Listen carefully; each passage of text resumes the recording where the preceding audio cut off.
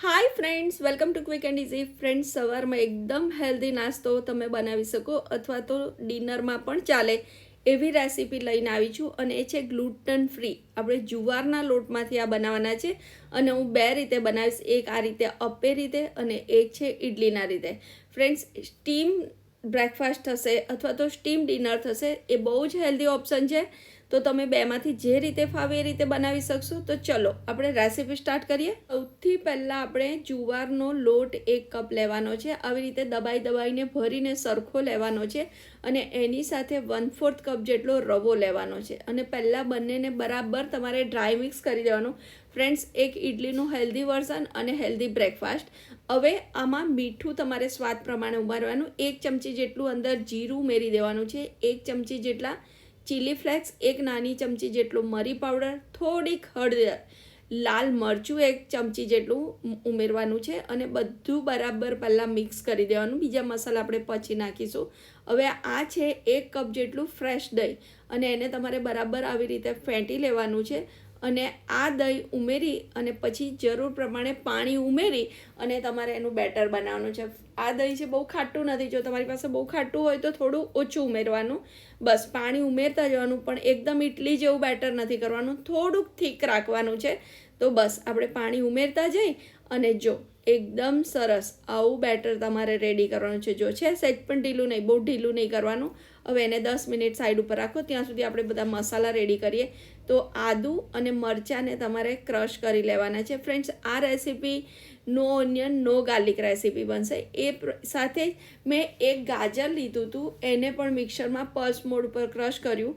2 table spoon જેટલા corn લીધા હતા, એને પણ પલ્સ મોડ ઉપર ક્રશ કરી લીધા છે. એની સાથે આપણે બીજા 2 ટેબલ સ્પૂન જેટલા વટાણા પણ લઈશું. અમારી પાસે ફ્રોઝન હતા, તમે ફ્રેશ પણ લઈ શકો. બસ એને પણ તમારે પલ્સ મોડ ઉપર ક્રશ કરી લેવાના. હવે તમે ગાજરને તમારે ક્રશ ના કરવું હોય તો તમે છીણી પણ શકો છો અને મકાઈ દાણાને થોડા અધકચરા એટલે કર્યા ને કે ખાતી વખતે બહાર ના પડે, નહીં તો તમે આખા પણ નાખી શકો છો. હવે આ બધી સબ્જી આવી રીતે બેટરમાં ઉમેરી અને બરાબર હલાવી લેવાનું છે. એટલે જો આપણું એકદમ બેટર સરસ રેડી થઈ ગયું. હવે એમાં આપણે વઘારમાં રાઈ, હિંગ અને લીલા મરચાં અને લીમડો એ ઉમેરી અને એને વઘાર આપવાનો છે અને વઘાર તમારે બેટરમાં પોર કરી દેવાનો છે. હવે બેટરમાં પોર કરતાં પહેલાં 1 ચમચી જેટલો આ નાનો બેકિંગ ખાવાનો સોડા છે, એના ઉપર થોડાક ટીપા લીંબુનો રસ ઉમેરીશું ને એટલે સોડા એક્ટિવેટ થઈ જશે અને પછી તમારે ઉપર આપણો પેલો વઘાર ઉમેરી દેવાનો છે. આપણી ઇડલી આનાથી એકદમ સોફ્ટ અને બહુ જ સરસ બનશે. ફ્રેન્ડ્સ, બસ હવે બધું બરાબર હલાવી દેવાનું છે. હવે પહેલાં મેં જેમાં વઘાર કર્યો હતો ને એમાં એક નાનું અપ્પે સાઇઝનું તમને બનાવીને બતાવું છું. આ બેઝિક છે કે તમને ખબર પડે કે તમે આ રીતે પણ બનાવી શકો, પણ અપ્પે બનાવો તો તમારે કન્ટિન્યુ ત્યાં ઊભું રહેવું પડે. સવારમાં એટલો કોઈની પાસે ટાઈમ ના હોય તો બેટર ઓપ્શન ઇડલી છે. બસ આવી રીતે એને ફેરવી, જેવી રીતે મતલબ અપ્પે બનાવીએ એવી જ રીતે. ફ્રેન્ડ્સ, જો આ અપ્પેની રીતે આપણે રેડી થઈ ગયું છે. હવે આપણે ઇડલી બનાવીએ તો એના માટે સૌથી પહેલાં ઇડલી ટ્રેને આપણે ગ્રીસ કરી લઈએ તેલથી, એટલે ઇડલી સરસ ઉખડે, ચોંટી ના જાય. બસ હવે એમાં આપણે આ બેટર પોર કરી દેવાનું છે અને બધી ઇડલીનું બેટર ભરી દેવાનું છે. હવે મેં આ બાજુ કુકર પણ મૂકી દીધું હતું પાણી ગરમ કરવા, તો પાણી પણ ગરમ થઈ ગયું છે. હવે એમાં આપણે બંને ઇડલીની ટ્રે મૂકી દઈશું અને એને 10થી 12 મિનિટ તમારે થવા દેવાની છે. 10થી 12 મિનિટ એટલે 10 જ મિનિટમાં થઈ જાય છે, પણ કોઈક વાર બેટર થોડું જાડું હોય તો 2 મિનિટ વધારે. 10 મિનિટ પછી જો આપણી ઇડલી એકદમ સરસ અને સોફ્ટ રેડી થઈ છે. ચલો એને 2 મિનિટ ઠંડી પડે ને પછી એને આપણે મોલ્ડમાંથી કાઢીએ તો બહુ જ ઇઝીલી જો એકદમ સરસ નીકળી અને જુઓ એકદમ સોફ્ટ અને સરસ ઇડલી બને છે.